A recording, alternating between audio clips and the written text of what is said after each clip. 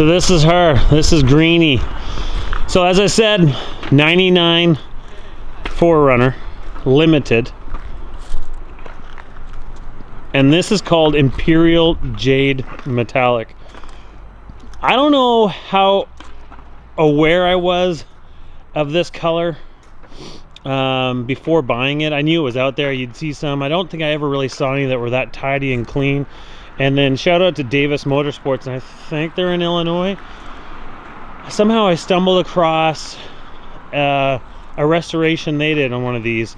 It was the vehicle was originally a different color, and this one they had painted to the same Imperial Jade Metallic and then did a full build on it. So I guess that had some influence on why I bought this truck. Usually I buy really low mileage stuff, but the overall condition of this car or this truck was just, it was just too good. The story was too great.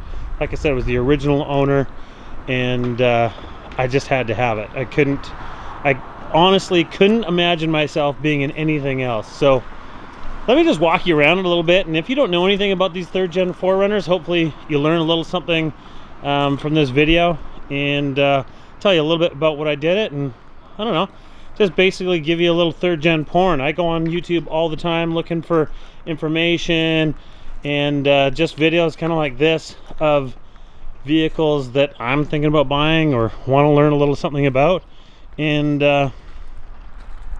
hopefully this serves the purpose. So why do I love them?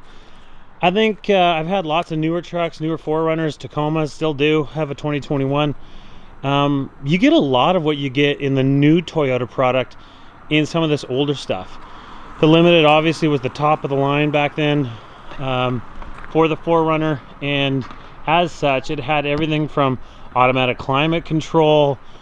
It had AM FM cassette and CD, power antenna, all-wheel drive mode, push button all-wheel drive, as well as manual shift, 4-wheel drive, 4 high, 4 low, locking rear diff, and all the rest.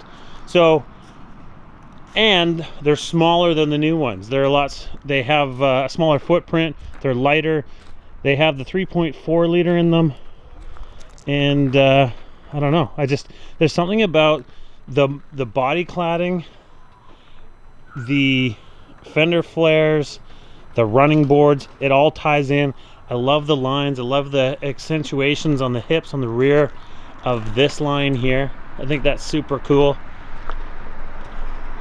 And it was the interior that did it for me as well. If you compare one of these to a new generation, if you just bought an SR5 model, you would get no locking rear diff, you don't get automatic climate control, you don't get dual zone climate control. What else?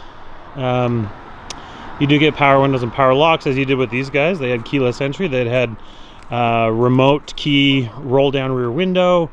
What else did they have? Just a whole plethora of options, I think, for back in the day. Stuff that they didn't and wouldn't put in Tacomas. I have a 04 Tacoma, fairly loaded, but it doesn't have some of the stuff that these guys do. These are hard to find. They got really cheap for a number of years, and you couldn't, well, you can't, it's harder to find them now. They were inexpensive, so young guys got them, beat the hell out of them. A lot of them that were high mileage got turned into off-road truck, like really heavy off-road trucks, wheeling trucks. A lot of them still do, and I noticed a lot of guys are still doing builds for overland builds with these guys. My love is so high for this thing, as it's very close to original condition, and I've spent a bunch of money on it. I'm not ready to take it into the bush. Out here on the West Coast, we have lots of pinstriping, and it's there's not a lot of open wheeling to do. So if you're going to go off-road, it's a bit of a decision. You have to decide which truck you're going to take, and a lot of guys out here have dedicated vehicles that they do that with. So what did I do? One of the first things I did was I got these 5th generation 4Runner. These are the TRD off-road wheels, and obviously they're the right bolt pattern. The back spacing wasn't correct, but they do bolt right up to this generation. Older generations The Tacomas, I had them on my 04 Tacoma for a while, but they look really great. I think strangely they go perfectly with the style of the vehicle. I like the old 5 stars, but I think these are cooler. And this was my first time actually going with these Falcon Wild Peaks. I think they got a good look. Nice alternative to a BFG KO2. They are snowflake rated. You'll see there. They got a great tread pattern to them. And they're actually really quiet on the road. I did a Bilstein 5100 lift in the back and the front for the shocks and the strut in the front. I don't think this is gonna let you, nope, I can't get in there. But anyway, so we did that, but I did an OME coil as well for my buddy Brad at Peden 4-wheel drive. Gives it a really nice stance in the front. So it's basically a 2-inch lift overall. And then I did a coil spacer in the rear. I think I'm gonna go higher and bigger with it. Undecided at this point, but this is a good stance. This is my daily driver. Probably go taller. Kind of want a bit more aggressive look, but not there yet. These guys had little projector fog lights for back in the day, which is pretty impressive. I love the look of driving this guy around with fog lights on. They're nice and wide right on the exterior of the bumper, so it gives it a pretty cool look coming down the road. I didn't have to do a whole lot to this when I got it. One of the things I did do, actually, let's just point this out. I couldn't believe it when I bought it. The frame is like absolutely brand new, and a lot of the componentry that had any kind of protection on it. I mean, if you look at that control arm, you get some stone abrasion here, but the rest of it is still all nice and black paint, which is so hard to find. Just some raw, what would you call it? Brackets that actually end up getting some corrosion. That's pretty hard to avoid, but to have a frame that is original and looks that good is so hard. So what did I do? I stripped off the limited badges, added my TRD badges to it. My buddy at Green Lane Off-Road doesn't make these, but made an exception and made me a custom roof rack for this guy, as the factory one wasn't super functional for doing a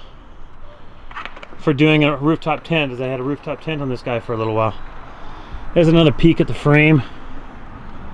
Just crazy. Makes me so happy. Yeah, so roof rack, pretty slick. And then let's hop into the interior here. So interior was pretty damn nice when I got it from him. It was in very good condition. Usually the steering wheels are horrible. Usually there's lots of trouble with the dash. This I decided to spend a little money on. Usually the leather on these trucks, these original 4Runners from 3rd gen 4Runners, they had a leather interior, and just from all the in and out you get a lot of cracking in the dried out leather in the bolster and the side of the seat. So I went with a brand new leather interior and rebuilt some of the foam in the seats. This guy is always broken and in terrible condition, so had a new one installed, or I guess I installed it. The seats are so nice. I went with cat skin. I upgraded all the speakers. So inside the doors, all new speakers. But all of this was in just fantastic condition. Everything works. Automatic windows front, left end, the drivers and the passengers. Power mirrors, of course. The always elusive rear locking diff. And this is what I was talking about with only 99 and 2000 4Runners had this combination. So push button all-wheel drive, that gives you an all-wheel drive mode that you can use on wet streets, slippery conditions, but it's not fully engaged 4-wheel drive. And then you can actually manually shift this guy down into 4 high. Let's see there you go. You'll see you can shift it manually down into 4 high, and then if you need to, come to a stop and put it up into 4 low, and then only in 4 low is when you can actually engage your rear locking diff. Once you've got it in 4 low and you have your rear locking diff on, this thing will basically go anywhere. It's so impressive. So, all new leather interior. We upgraded the door speakers. One of the coolest things is I really like the retroness of this car. I like that there's no screen in it. I've got a CarPlay unit I could put in. I keep choosing not to. But on this old CD and tape unit, you're actually able to, I have Bluetooth on this, so I can stream my Bluetooth music to it, Google Map directions, whatever it be, and it works through the CD changer port. It's pretty cool. This is that automatic climate control, has automatic mode, and then you just set your temperature and leave it alone. It's beautiful. Love the old analog dash. Nice big tack on the one side, and then nice big speedometer on the other side with a digital odometer. Rear seats, shockingly, quite a bit of room. You can comfortably take 2 friends in the back, family members, whoever you want to stuff back here. Almost everybody enjoys driving one of these guys around. But you can see this leather interior matches perfectly to the OEM door panels, and unless you had it side by side, you wouldn't know that this wasn't the original leather. It's just the pattern that looks slightly different. So these guys also had power moonroofs, which ridiculously, on a new Tacoma you have to have a TRD premium or an off-road premium to get a power moonroof. Came standard in these limiteds.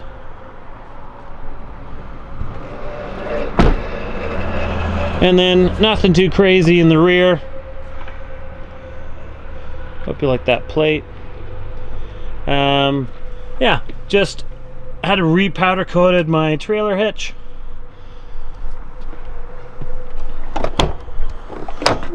Getting into the rear, just a rear cargo. So those seats fold down. A lot of people love these for overland rigs or just camping adventure rigs.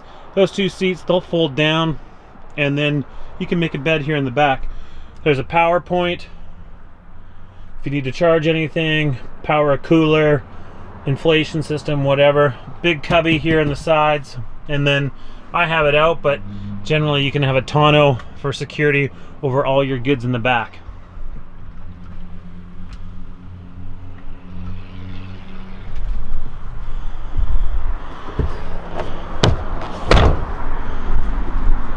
I love the power rear windows in these guys. If you remember the first generation of these 4Runners, the rear was a power rolling rear window, but it was a tailgate that folded down. Pretty cool. I've got one of those, and I think I've got 2 actually, and I'll probably do a video of those. But the hatchback, much easier to use, much easier to get cargo in there. It's quite handy.